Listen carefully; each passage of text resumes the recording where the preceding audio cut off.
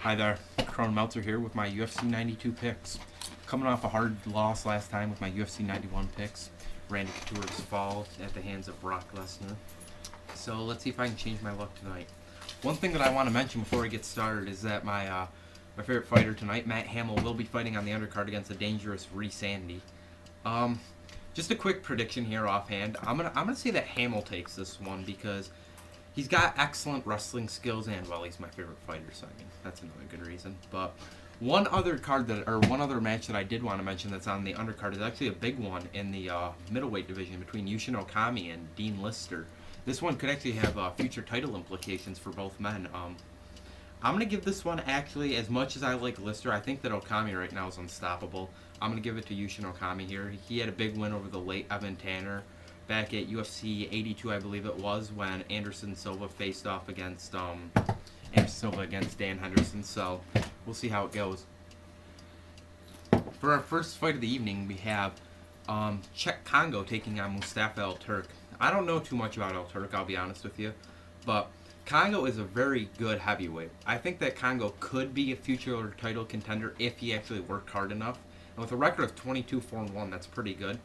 I see Congo taking care of Al-Turk really quickly with, I'll say, a first-round KO victory over Al-Turk. Like I said, I don't know too much about the guy, but Congo, when he's on, so I could see big things from him. Our second fight of the evening is between Vanderlei, the ex-murderer Silva, and Quentin Rampage Jackson, which is a fight that I have been looking forward to for a while now. As some of you might know, Silva faced Rampage over in Pride twice before, and both times it was Silva with his deadly knees that took out Rampage. Tonight, I think that it's going to be the other way around. I think that it's going to be Rampage taking out Silva. The reason I think this is that Rampage is back and he's looking for vengeance after losing to Forrest Griffin, and he knows why he lost and everything. So I think he's going to come back strong as long as he doesn't run over anybody before the fight. You know, I think he should be good. Silva's got all the tools. I mean, he went the distance with Liddell, but you saw Rampage take care of Liddell. I mean, hell, we saw Jardine take care of Liddell, so I mean, MMA math really doesn't mean anything. But I believe that if Rampage can keep his distance and use some combos to get in there quick, I really think he can take care of Silva. But he's got to watch out for the power of Silva. I'm going to say Rampage. I'm going to say second round TKO here. I could see it going a little bit longer than most think, so I'm going to go with the second round TKO. Our third fight is CB Dalloway taking on Mike Massenzio. Now, Dalloway, as most of you may know, is the Ultimate Fighter veteran. Did not win thanks to, Amir Sadallah. Who could forget the double armbar, Amir Sadallah. I think Dalloway's coming back. He's going to get himself a victory here. I mean, coming off the loss to Sadallah, and then he defeated JT Money in, I believe it was July, the same card that Anderson Silva fought against James Urban in a light heavyweight battle. I think that Dalloway's going to come out here and he's going to throw some fists and take out Massenzio really quickly with a first-round TKO victory. Our first title fight of the night is going to be Big Nog Antonio Rodrigo Nogueira taking on Frank Mir. Now, Mir has his big win against Lesnar that he's coming off of, and Nogueira against Heath Herring. So I'm going to have to give the edge right now to Nogueira with his experience factor. Both men are very well versatile on the ground, but I just don't think Mir can handle him as much as people think. I mean, Mir had the victory against Lesnar, but Lesnar was controlling him for the early part of the fight. If it wasn't for Lesnar's early mistake, then I don't know if Mir would have made it out. I really think that Nogueira will take care of him. I'm gonna say Mir goes a little while because Nogueira's notorious for getting his ass kicked in the early going and then dishing out the punishment. I'm gonna say Nogueira by fourth round submission here.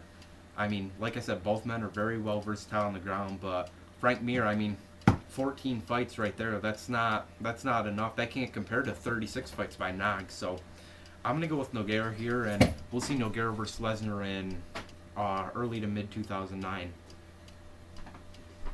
For our main event, we have probably the most hyped fight I'm ready for, and that's Forrest Griffin versus Rashad Evans.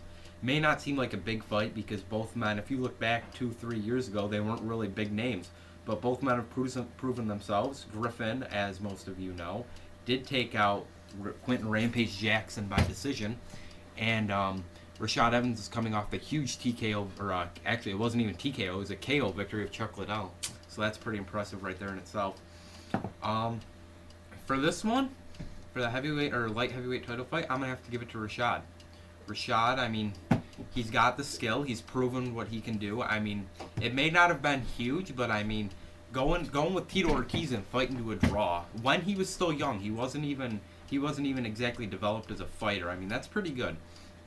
I think Rashad can do it. I'm not gonna say that Forrest won't give him trouble, but you know, I haven't really seen Forrest's knockout power at all. And I mean, Rashad, he's proven it twice now when he gave that devastating head kick to Sean Salmon, and with the TK or the KO right hook victory on Liddell.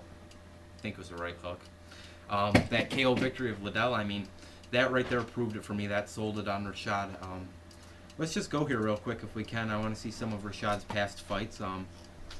Let's see who we have here. I mean, Rashad. Here's his lineup for him. He beat Brad Imes, nothing big. Beat Sam Hoger, nothing big. Beat Bonner, nothing big. Lambert, nothing big. He did have the huge victory over Salmon, like I said. That was pretty big. I think that proved me that he has the knockout power. He drew Ortiz, actually, of July of 07. So, I mean, you know, a young Rashad Evans, if he can do that, then I think he's developed a lot more. Split decision over Mike Bisping.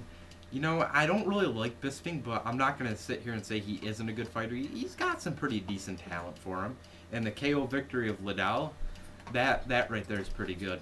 Now, if we go and check out Forrest's profile, I mean, here's what we got from Griffin. I mean, you know, he's got a loss to Keith Jardine and a loss to the very same Tito Ortiz that Rashad drew. Right there, I mean, both fought him when they were young. So, I mean, that's a little bit of an advantage for Evans. Like I said, he beat Rampage, had to go to a decision though. He beat Shogun by submission, granted, but there was only 15 seconds left in the fight, so I count that technically as a decision. Let's see, the fights that he has finished, he's only finished really, other than that, Elvis Sinasek, and I mean, that's like the king of jobbers right there, so not much for him. He beat Bill Mahhood, and you know, nobody's ever heard of him, so who really cares there? I mean, I gotta give it to Rashad. I mean, tonight's gonna be a big night. Just a quick rundown for all of y'all. I got Congo winning by TKO in the first round, I believe I said. Rampage TKO second round. CB Dalloway winning. I don't think I specified on Dalloway. Maybe I didn't, but I'm gonna say that Dalloway will win by first round TKO. Nog, fourth round submission, and I'm going to say Rashad Evans by a third round KO. I think the Rashad's going to come out and give him the KO power. That's all for now. Check back with me later tonight and I'll give you my afterthoughts on UFC 92, which it's going to be a great night of fights, so you guys better tune in. And Krone Meltzer, over and out. Hope you all have a wonderful night and happy holidays from all of us here at Hellions Magazine. Sayonara.